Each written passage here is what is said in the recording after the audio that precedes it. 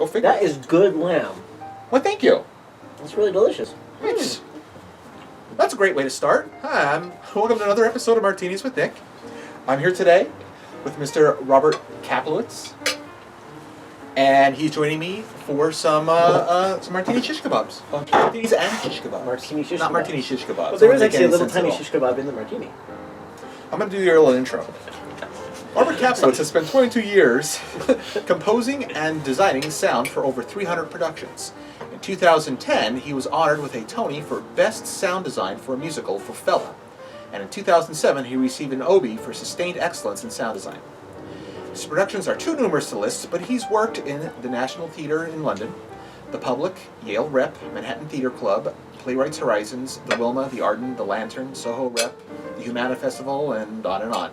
He sporadically teaches at Princeton University and runs an annual masterclass in sound design at the Kennedy Center's American College Theatre Festival, and today he's going to help me eat a lot of lamb.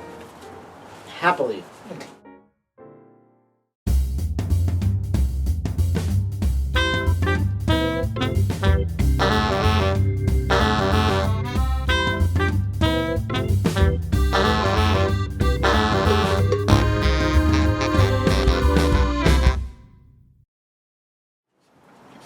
So I got a bunch of really awful questions for you. Ask me awful questions. I love awful questions. And if you don't, yeah, and if the answer is boring, then just make something up. We won't know the difference. This is excellent. We'll start with some softball ones. How did you get into sound design in the first place? Girls. Her name at the time was Maribel Kirkland, and she's French, half American. It sounds a little like a fake high school girlfriend name. She could have been. She was never my high school girlfriend. Maribel Kirkland? Maribel Kirkland. Yep. Right, but it sounds like one of those like Charles Schultz, the curly red-haired. And she was a redhead. I remember way back there with Maribel Kirkland. You could actually put her in a young adult novel and totally get away with it. Huh. Yeah. And so I just wanted to be around her or people like her. Sure. And I asked around, and I asked her specifically, I said, how can I do more theater? And she was pretty active in that theater. Even she was obviously like a few years older as well, because you'd never crush out on a fellow freshman. Sure. And she said, well, take the technical theater class, clearly understanding the limits of my acting abilities. And so I took the technical theater class, and I got really excited by that. And at the same time that I was doing that, I was studying, they had an electronic music program there as well. And this was pretty, I would say mid-early electronic. I mean, it wasn't quite super early electronic, but it was analog synthesis and reel-to-reel tape. And so I was doing that, and I was doing the theater stuff, and it all just sort of collided together, and it became what I was good at. And 4 years later, when I was ready to go to college, I was standing in line to go to see Rocky Horror Picture Show with my girlfriend at the time in Harvard Square. And I said to her, do I go for a theater life or not? And she said, where are you happiest? And I said, right here, right now. She said, so get a job in the theater. Liz Diamond once said to me, I was doing a new play workshop with her, and it was some dramatic moment, and I had brought in as my first draft some dramatic music. And she said, okay, so here's the bread. This is the bread, and I've already got butter on it. Right. So don't put any more butter on the butter. Bring me something that isn't happening here. Sure. So that's sort of been, I'm sure she doesn't even remember saying that to me. I bet Liz doesn't even remember me. But, Plus she was probably like stoned at the time. She's such a, oh my god, Oh, Liz Diamond? Sure, and infamous, right? Yeah. she's licking frogs and... yeah, don't butter the butter. She wandered off to the gazebo, smoked a couple J's, and yeah. I find that working with living playwrights is really preferable for me. For a couple of reasons. One is that I really enjoy being able to dig deeper with them. And the other is the immense ego gratification when I crack their minds open about something that they hadn't thought about their own play. I mean, that is like right, super masturbatory joy right there. Right, because with a dead playwright, you can't run the bases. Exactly. I can't the say playwright's alive and in the room. They're like, oh my god, that I didn't even know I put that in the play. And I'm like, that's right.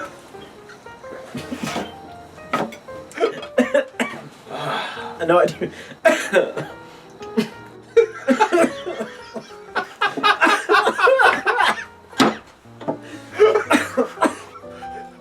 I tried to play that one off. I was gonna say, your balls are so big, you can't even fit oxygen into your lungs. No, don't do that to me while I'm drinking martini. Because martini coming out the nose, not a pleasant experience. Have you ever ended a conversation by using the phrase, "Fuck you, I want a Tony"?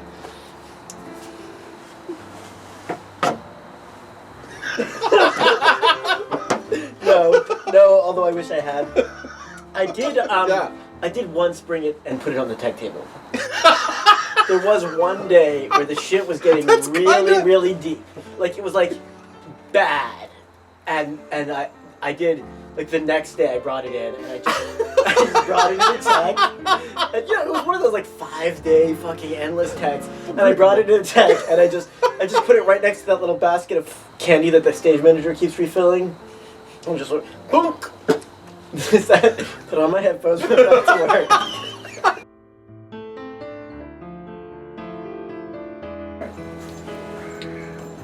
It's your Tony. So I also have a hypothesis. What's your hypothesis? Hang on, let me flick it first. I'm running out of room over here. Should have made these Adirondack arms double wides. These are like much wider than what they were supposed to be. I love them. Does everyone on this? I'm just going to speak right to the camera. I'm flicking. The objects we're sitting on were made by hand by that man right there. That's right. Playwright / That is awesome. web series guy / Look at this thing. I have a hypothesis that a Tony Award can make anything look respectable, and so I have amassed on this porch right now the most disrespectable things that I have in my home. All right, let's see what happens. Yeah, here we go. Well, this is really exciting. I only brought this because he asked me to, so clearly he was working this hypothesis from the beginning. Okay, so I have here my tax returns from 2013. Did you ever file them? Oh yeah. Oh, no. Let's see it, but they're pretty disrespectful. So I have also here 2 pinup magazines, Bachelor Pad magazine. Okay, great. Yeah, lean them right up against. Which my friend Craig Musek, incidentally, Craig Musek does the drink column for. Oh, great. He's a mixologist. What does he say about putting onions in your martini? Probably nothing good. Wow. And I have an Avril Lavigne album. Oh, that actually, that needs to move away from the Tony Award. That's going to actually sully the award. I don't think. No, it just looks like a pile of crap with the odd little. You need this? Does that help? Does that solve it? Now it's perfect.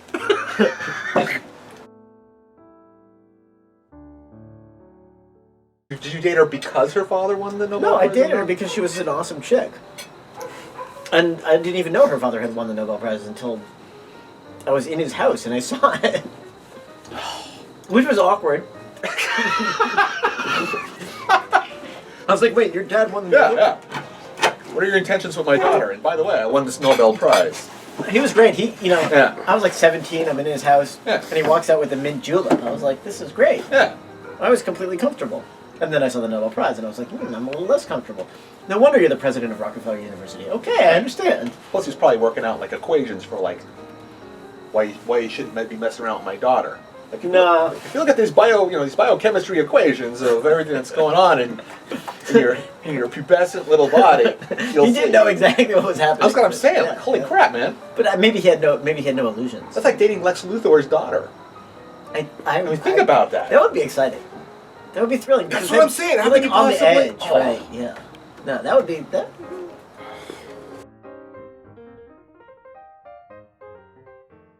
Using as few sordid details as possible. Have you ever used your Tony as a prop while role-playing with your wife? No. Ah. Sorry. If you want, I could write a script. You write a script. We'll hire some actors to act it out, and then I'll critique it. I'm thinking, I don't know. It could be like a restaurant situation where she's like a waitress and you're sitting there and you're like bring me the caviar and the hard-boiled eggs. And she's like, oh, sir, those are only for VIPs. And oh, really? And You take it out. yeah, bring up that Tony.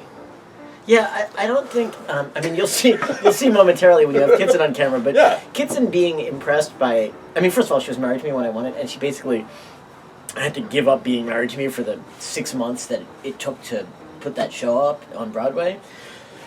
So no, I think mainly she feels like it's as much hers as mine. I feel like what theater does is it puts human beings together.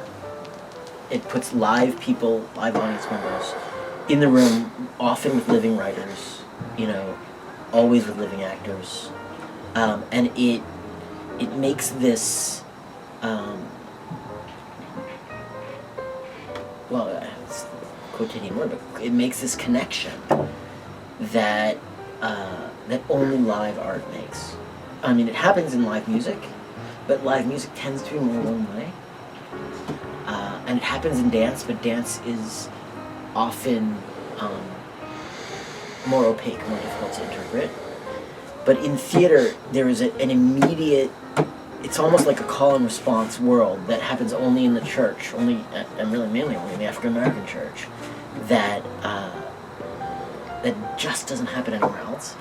And so even when I watch a play that is struggling to do what it intended to do, I can look around in the audience and I can see people connecting. And so I don't feel like it sucks. In African ritual origin and in Asian ritual origin and European ritual origin, it was all about like, we are going to help you connect to the bigger world. We're going to help you connect to the gods. We're going to help you connect to your history. We're going to help you connect to find a way to tear out this thing in you and expose it and confront it. And I feel like even the like weakest attempts to do that are better than no attempts. I'm like the most sadly earnest theater maker in the world. Maybe Paul Messedjan, maybe Paul and I could. It could just be that you're so ironic that you don't even notice it anymore. It could be, but I don't think so. Circle of irony? It's the circle of irony. I don't know that song. It must be a heavy metal thing. No, it's a Elton John. Yeah, he wrote it for Lion King. Just changed the... I think that's a great note to end on. Thanks again for wasting another, 12 minutes on another episode of Martinis with Nick. I want to thank my special guest, Robert Kaplowitz. Thank you. And stay tuned after the credits to watch Robert Kaplowitz's Hidden Talent. Oh, fuck, I forgot I had to do that.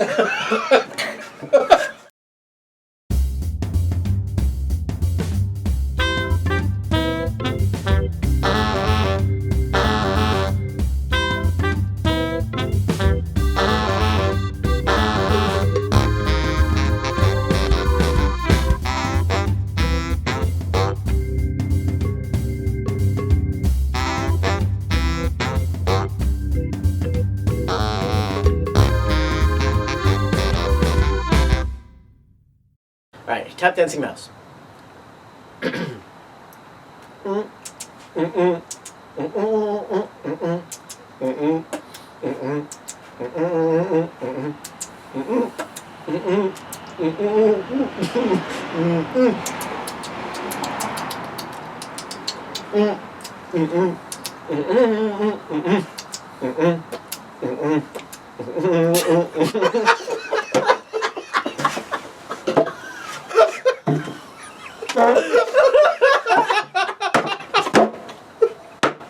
Wow, that's my only talent. What do you want?